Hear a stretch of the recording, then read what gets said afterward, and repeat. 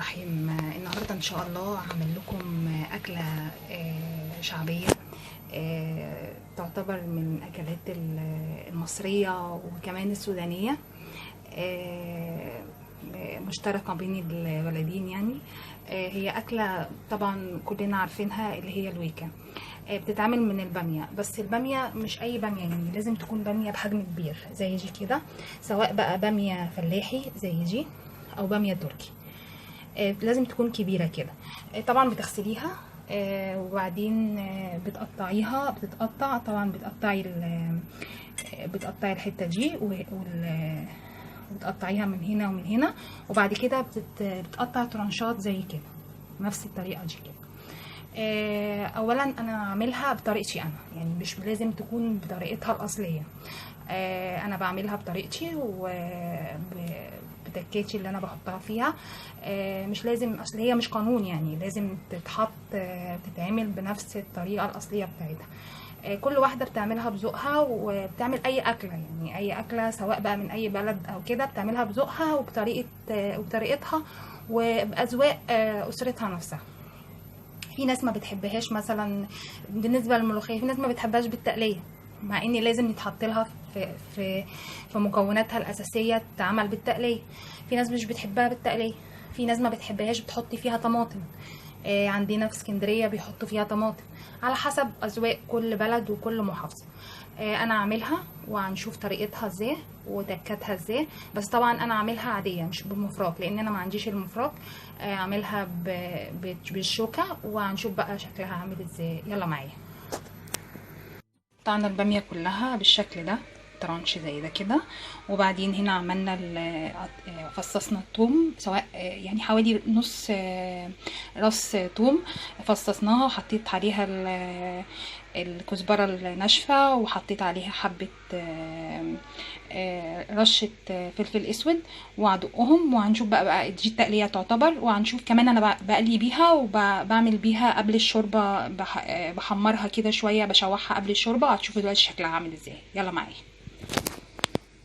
تسلقي الفراخ، بتعملي الشوربه عادي، وبتحطي ورق اللورو والحبهان والمستكه، سواء بقى شوربه فراخ او شوربه لحمه بتتعمل عادي. وبعد كده بقى هنشوف هتتعمل ازاي مع الباميه. يلا معايا. بنحط عليها حبه زيت صغيرين،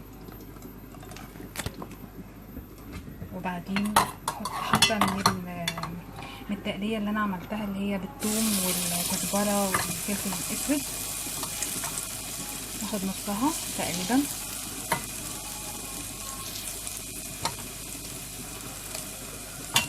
ونقلبهم، نشوحها شويه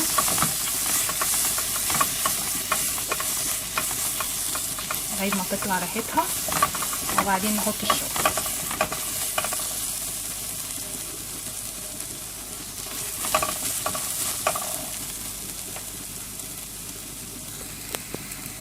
بدأت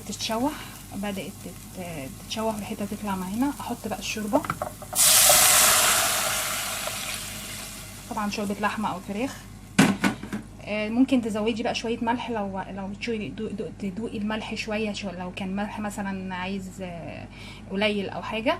هنا بقى انا بحط مكعب مرقه. طبعا انا قلت المرقه دي طريقتها قبل كده ونزلتها في الصفحه. هنا اسيبها بقى تغلي شويه وتتسبك مع التقليه اللي انا عملتها. وبعد كده بقى احط الباميه. يلا معايا. تغلي بالشكل ده، احط بقى الباميه،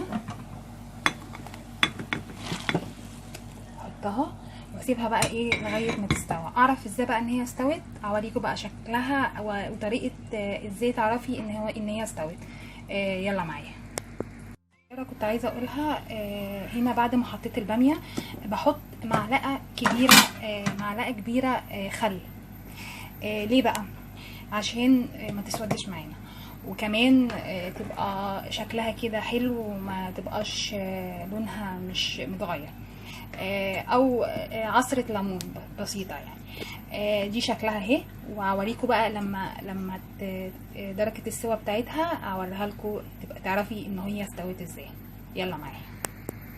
تسويها تعرفي بقى ازاي درجه سواها استوت ولا لا. البذر بتاعها بدا يغير ويبقى لونه مدي على الحمار. اول ما تبقى كده تبداي بقى ايه، تاخديها كده بالمقصوصه كده اهي، او بمصفى تصفيها وتحطيها في طبق، في غويط كده، وبعدين تحطيها طبعا كلها، وبعد كده تروحي هرساها بالشوكه، يتهرس بالشوكه خالص، وبعد كده ترجعيها تاني في الشوربه. بعد ما تهرسيها ترجعيها تاني في الشوربه. هنشوف دلوقتي بعد ما نهرسها ونخلصها، وبعد كده هحطها في الشوربه. يلا معايا. ولسه كمان عايزه اهرسها كمان. بحط لها ذره كربوناتو تديها، تخليها لونها اخضر زي ما هي.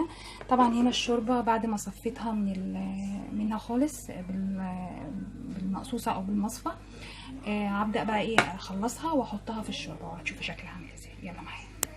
حطيتها في الشوربه اهي، تبقى عامله بالشكل ده كده. بعد كده بقى اعمل لها التقليه بتاعتها. بس عايزه اقول حاجه بالنسبه للمفراك، لو هتعمليها بالمفراك، لو هتجيبيه وتعمليها بيه، تعمليها في الشوربه، ما تصفيهاش. يعني انا صفيتها وهرستها، لكن بالمفراك بتعمليها في الشوربه نفسها. تمسكي المفراك وبتعمليه كده، يفضل تعملي كده لغايه ما تتهرس معاكي زي كده. هنا كده خلاص استوت.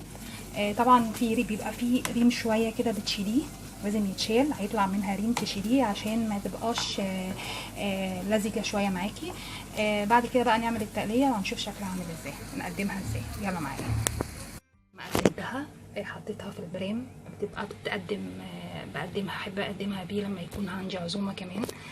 بعد كده عملت التقليه اهي، بحطها. طبعا انت تعمليها اول ما تسيبيها كده، وبعدين اول ما تيجي تقدميها تروحي حاطه التقليه بتاعتها. هنشوف بقى شكلها دلوقتي. انا مش عارفه اعملها عشان بصور بايد واحده. هنحطها فيها وهنشوف شكلها عامل ازاي. يلا معايا. الويكه بعد ما حطيت التقليه اهي، بتبقى طبعا حطي نص معلقه سمنه على حبه زيت، وتعملي بيها التقليه، تقليها، وبعدين تحطيها ساعه التقديم بالظبط. دي شكلها. يا رب تكون عجبتكم، والف شكر.